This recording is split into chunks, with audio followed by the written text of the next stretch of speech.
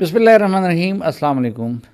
یہ بات حضر بن شمس ہے کہ روز جزا ان لوگوں کا حساب عام آدمی کی بنسبت کئی گنا زیادہ سخت ہوگا جو اس دنیا میں اقتدار کی کسی پوزیشن پر فائز رہے ہیں۔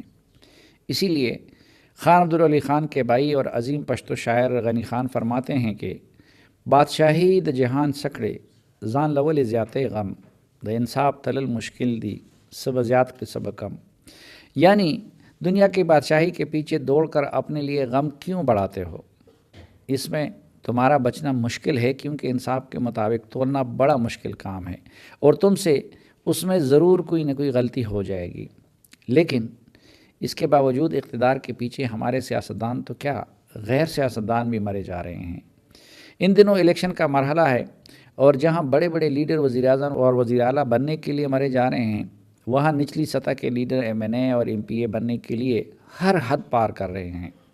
حالانکہ تاریخ کا سبق یہی ہے کہ اس تالاب سے بہت کم لوگ ننگے ہوئے بغیر نکلتے ہیں۔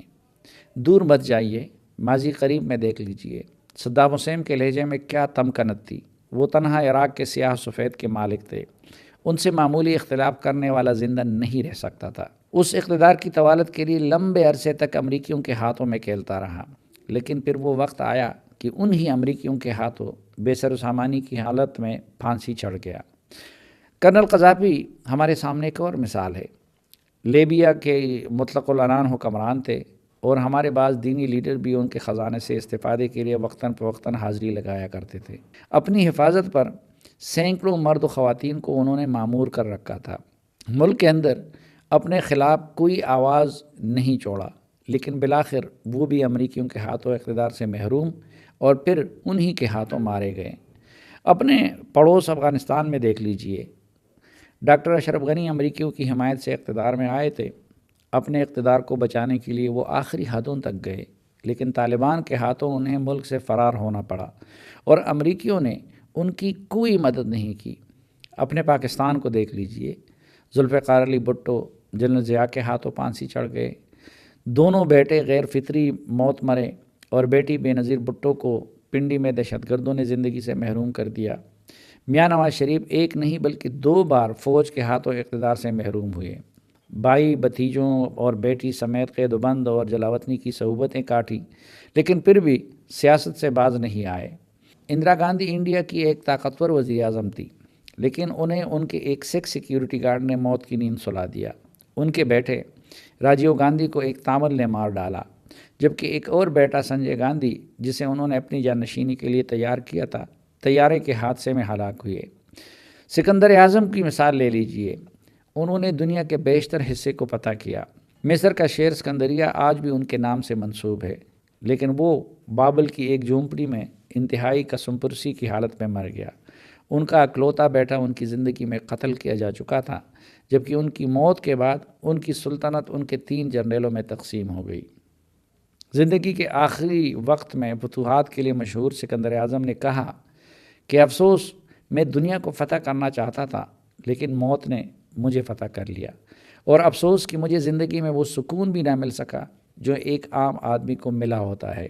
بنگلہ دیش کے سابق صدر ضیاء الرحمن نے بڑی مشقتوں کے ساتھ وزیر اعظم کا مقام حاصل کیا، لیکن ایک فوجی افسر میجر جنرل منظور نے یہ سوچ کر انہیں قتل کروایا کہ ان کی جگہ وہ ملک کے چیف ایگزیکٹو کی منزل حاصل کر لیں گے۔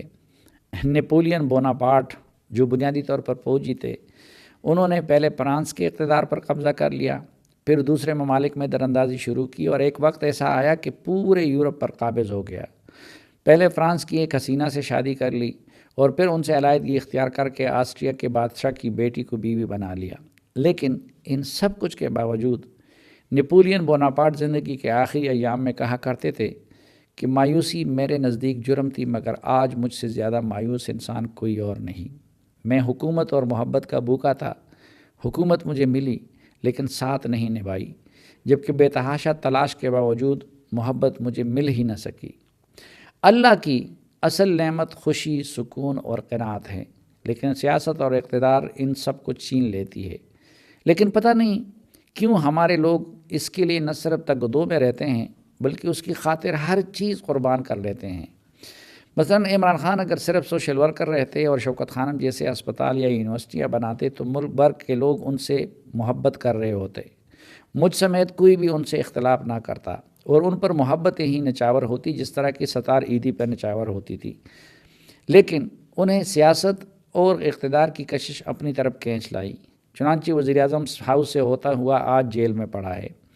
ان دنوں الیکشن کا میدان گرم ہے، ہر کسی نے وزیر اعظم اور وزیر اعلیٰ تو نہیں بننا ہے، صرف ایک وزیر اعظم اور 4 وزراء اعلیٰ بنیں گے، لیکن ہر سیاستدان دوڑ میں ہے، ہر اصول کو قربان کر رہا ہے، خونی رشتے تک قربان ہو رہے ہیں، دینی اقدار پامال ہو رہے ہیں، خوشامد اور چاپلوسی انتہاؤں پر ہے، پانی کی طرح پیسہ بہایا جا رہا ہے، حالانکہ خوشی اور سکون اقتدار میں نہیں، اور اگر کوئی سکندر اعظم بھی بن جائے تو بھی اسے زندگی کی آخری اوقات میں یہ کہنا پڑے گا کہ میں دنیا کو پتہ کرنا چاہ رہا تھا، لیکن افسوس کی موت نے مجھے پتہ کر لیا، اور افسوس کہ مجھے وہ سکون بھی نہ مل سکا جو ایک عام آدمی کو ملا ہوا ہے۔